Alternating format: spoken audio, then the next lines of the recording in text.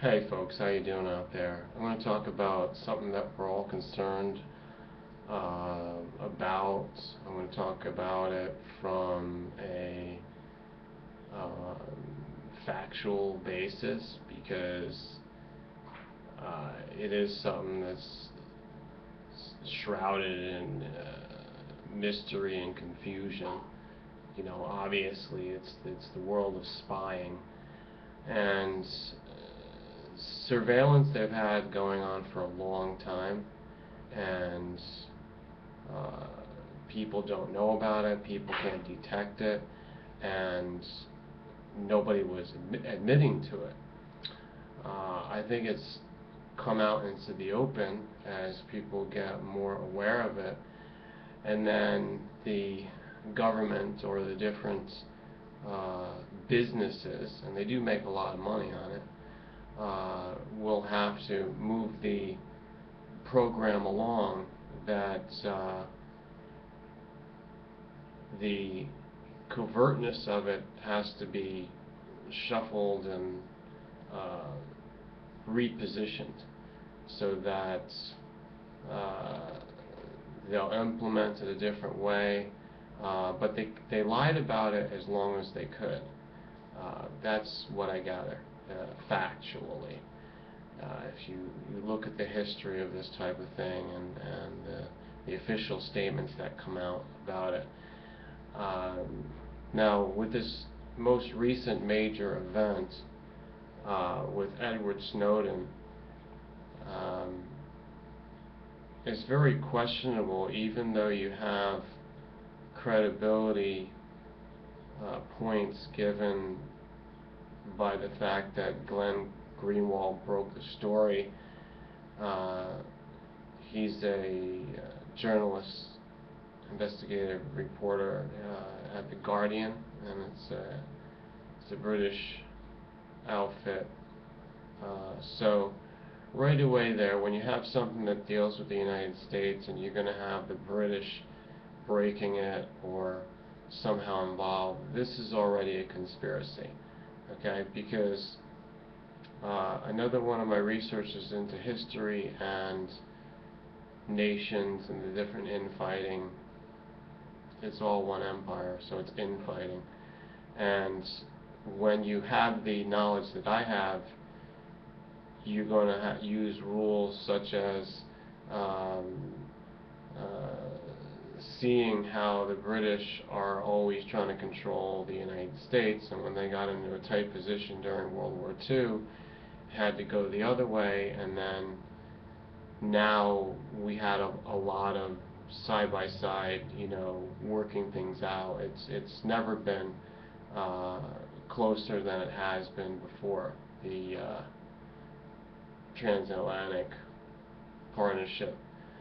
So, you couldn't say this during the 1810s or 1812 was a war up until the truce or the cessation of the fighting on December 24th when they signed off. But that was over 2 years of fighting, and then you have the Civil War, which the British were able to cover up a lot. But if you dig and you find the hidden facts, you'll see that the British had a major influence. The British always have a major influence when there's problems in America, almost always. And we have to also talk about, in the 20th century, the rise of the Zionist power within all of these, like infesting within each one of the civilizations and empires, and especially the UK. As you know, the Bauer family, the bankers, the main son, Nathan Rothschild, is the one that was sent into London. There you have the whole banking insurance industry, Lloyd's of London. You've got stock market there. You've got the Queen of England. Read the book, Who Owns the World? There's top 3 to 5 entities or individuals, if you want to call them that, who own the most of the world in title, in deed, on paper. And they've been able to finagle this. The top one is the British Crown, Queen of England presently. Now, how did they do that unless they cut the deals with the bankers and did it all underhandedly? And when you look at this now, that British news organ, and remember Rupert Murdoch, they're all not to be trusted. I mean, you hear what comes out of Glenn Greenwald's mouth. I mean, you even saw him on Bill Meyer, on the religulous guy, whatever his name is.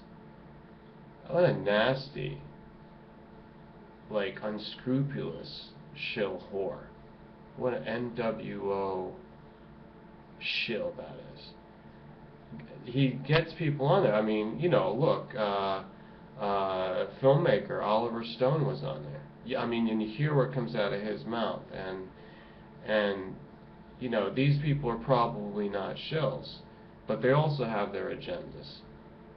You know, I'm saying that Oliver Stone has done a lot of good, just like Alex Jones, but Oliver Stone still has a far way to go. He's working on it. He's like the who made Citizen Kane, and a lot of people are like, you know, don't know either. I just said it's just at the tip of my tongue, but that director is now, his post is taken over by Oliver Stone. That's the way I see that. So it's a compliment, but you know, I don't worship anybody. I have to take everything with a grain of salt and disassemble it. I can critique all of it because it has to be. Glenn Greenwald could be a deep undercover shill. He could be part of a psyop, and also Edward Snowden. Maybe they knew that Edward Snowden was going to do this, because he already says this in the interview, in the one interview, the singular epic that he does, his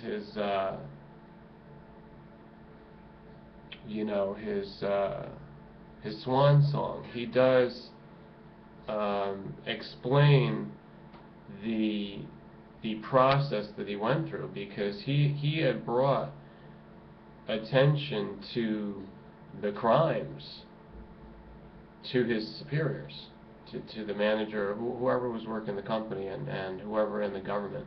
He attempted to make changes because he thought, oh, look what's going on here, and this is wrong. You know, maybe nobody knows this. You know, a little bit naive. So they already knew that he was apt to blow the whistle, and maybe in some way they just pushed him to it, but it's like controlled chaos. You know, and then you've got Obama, and this is later on, so you've got to take it step by step. Perhaps they already knew. And then when it comes out, you got Obama making the statement, which I already have quoted again. Well, I'm not going to be scrambling just for some 29-year-old hacker. Yeah, Obama's always saying things like this. He's a smooth operator. He's managing the demise or the decline of the empire. But he's been capable of handling the you know, the restabilization. In fact, probably even better than George Bush II, George Bush Jr. Is Edward Snowden a fraud? Is it a psyop from the get-go? I don't know, but it has the possibility of being that when you dig deep into this and you look at all the evidence. You see the things that are coming out to the surface, the statements, official statements, and you see the chain of events, and you try to explain it and interpret it as to how could that happen this way if, such and such of a mindset or a premeditation wasn't going on. Now, having said all of this, where is it going now? And the one principle you should know about the government is that they never let a good tragedy go to waste. And they certainly know how to capitalize on a big mistake, their own mistake. See, and that's the curious thing about this beast, or this dragon, whatever you want to call it. It's a monstrosity. It's too big to fail, but it is too big.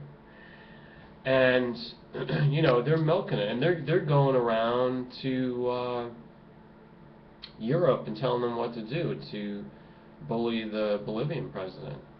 So what I think they're doing is, as I said before, it's a wild goose chase. Snowden may or may not be holed up in the Moscow airport zone. The Russians, if so, will be shown to be in on it. That if you go that road, that means that there's some kind of backroom deal caught between the United States and Russia. Now, why did he leave Hong Kong in the first place? I missed that one. Where the heat was already on him in Hong Kong. Well, why did he make the announcement in Hong Kong? Why did he go to Moscow? So you got to remember that a few weeks ago, the statements of the analysts were saying he really researched this well, because Hong Kong has these great extradition laws. I heard this. The videos are still out there probably. Many of the things will be covered up. They'll be disappeared because nobody wants to look wrong, But it was clearly stated that he could be in Hong Kong indefinitely and they couldn't get him. Well, if so, why did he run to Moscow? And if so, why is he running from Moscow? Why is he trying to get out? Well, he must be. I mean, the United States had planes or airports in the EU from Portugal, Spain, Italy, who all was in on it? And then he was allowed to land in Vienna for some strange reason. Vienna's also part of the EU. That's Austria, isn't it? So he lands there, the Bolivian president, and then he again lands in, where was it, Spain? And the ambassador of Spain to Bolivia wants to get on the plane for tea and crumpets or coffee. He wants to get in the plane to see who's there. So, aside from all the details, some of the details there I might have gotten wrong. That doesn't matter. You see, like this wild goose chase, and they're playing it out by using the Bolivian president's travel as part of the drama. And now, just yesterday, he's back in his own country, Bolivia. He's making a statement from either La Paz or, well, Sucre is the judicial capital. He's probably in La Paz, and the airport is El Alto. So he's making the statement. And the Bolivian people are really unified on this. They're like, boot out the U.S. Here's the facts, people. Bolivia already booted out McDonald's, and that's saying something. I don't eat at McDonald's. I haven't eaten there since my idiot friend, he's a good friend of mine, but what an idiot, took me out to McDonald's in Manhattan. And I hope he's listening. I told him he was an idiot at that point, and we put it on film. So who are you to take me out to McDonald's? Is it a fucking joke? So I don't eat at McDonald's. Maybe if I'm starving or if I want to make a video and show you how, here's how I get sick. So for those of you that eat there, you're a walking toxic cesspool. Try to cleanse it out of your system, because obviously it's affecting you from top to bottom, up to your spiritual level. The Bolivians wouldn't do that. I mean, at least they're that smart. You got to respect that, people. You know, the Chinese are not even that smart. They've got Chinese food, the best cuisine in the world, and yet they let McDonald's in there up the Yahoo. The big wazoo of the Mickey D, of the Golden Arches. Suck on that one. But here's the thing. If Bolivia's that good at being anti-imperialistic or just sovereign, like, hey, we want our own culture. Come here if you want to have our own culture here with us. To sample that. This is a real people. They're not going to, you know, buckle under to the globalist piece of crap shit, like the Lego version of life. Epcot Center. Yeah, which is not, well, no, it's a whole other can of worms, but, you know, the whole version of, you know, like the miniature lake of scaled down version, like the TV dinner version of the dinner. Here, honey, I'm going to sit and watch the Eyewitness News, 7 o'clock, and, you know, in my little tray here, one little version of flash-fried, frozen stuff, irradiated, and enough MSG to still taste it. Come on. And they're saying they want the U.S. to be out, and who else is moving along with this? I'm going to get to the point here where you're really going to be like mind-boggled. Venezuela also is saying they're going to give asylum. They're offering asylum, and who else? I guess Ecuador is, and Nicaragua. Little impoverished Nicaragua has the sense to do that. But here's the thing. What if Snowden's not even seeking asylum anywhere and he's just hidden somewhere? Or maybe the U.S. has him already. If they did, you know, they could keep that a secret. They might want to keep it a secret. But that's another whole scenario. But if the scenario is they really want to get him, and he's there, and they're just, you know, going to shake up Latin America now to see who's loyal, that's the point. They're using this as a test, a way to find out which regime, if you want to call it regime, is against the Obama regime. This is a way to test it. Look, the honeymoon has been a long time over. Remember the first year when Obama came in? I remember the first year pre-election. I remember it. I put videos out about it. I said, this Obama, yeah, okay, he's the best one of the pack. But I never once said that I would vote for him. And I didn't vote. I have never voted, and nothing has changed my mind. Obama didn't change my mind. I didn't run out, he's a black man. I never said that. I don't care what color he is. They're all the same color on the inside as the color of greed. Power and money corrupts. What a POS that is. And I said it back then. Look at my videos. I don't change. I don't waffle. I don't make it convenient for the popularity contest. I say what there is. Truth never changes. Popularity might change. You cannot find out truth based on what the people are doing. The people always do the stupid thing.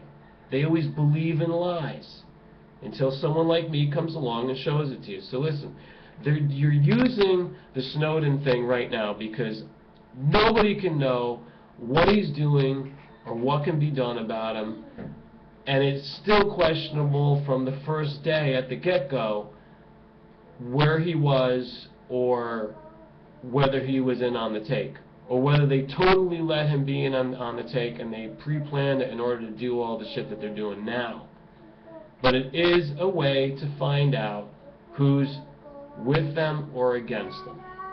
You got to make someone show their hand. It's like at a poker game, you know, any kind of card game. You got to figure out a way to wait until you open up that window, that opportunity. You make them show their hand. Venezuela showed their hand, Bolivia showed their hand, Ecuador showed their hand, and now Nicaragua showed their hand. Iceland also is saying, you know, he got a marriage proposal from Iceland, and also they were saying they were going to change their laws and have them come in there. Many other countries, you know. But Russia, Putin already made statements, so it's like, what is going on, you know? China and Russia now doing military maneuvers out in the Pacific. Something to do with Japan, or is that another red herring? What are they really doing? Maneuvers in the eastern Mediterranean, off the coast of Syria, coming down through there, through the straits, around there from the Black Sea. Aircraft carriers, United States always present there, over in the Red Sea, over in the Arabian side, off of Saudi Arabia. Obviously, the little love child of America, you know, the Saudi royals. So this is a big thing waiting to come out, and it has to do with the Suez Canal. Mark my words, Suez Canal. Because, I mean, they have to cut a good deal for the Russians. If the Russians don't have the Suez Canal, or if the Iranians don't have the Suez Canal, it's a big inconvenience. Nobody wants to deal with that. Nobody. Unless they, you know, someone who doesn't benefit from it, so maybe the United States. So that's a whole other issue, but I talked about Snowden to death here. And if you have any comments, I'd love to hear them. If you already put them down, usually people do within a few minutes. But you know, rate this, thumbs it up for whatever reason. I don't know. I don't know if it helps people find my video. Probably doesn't. But share this with all your friends, because that certainly does. Favorite it, put it in your playlist, and make sure you subscribe. Thanks for listening.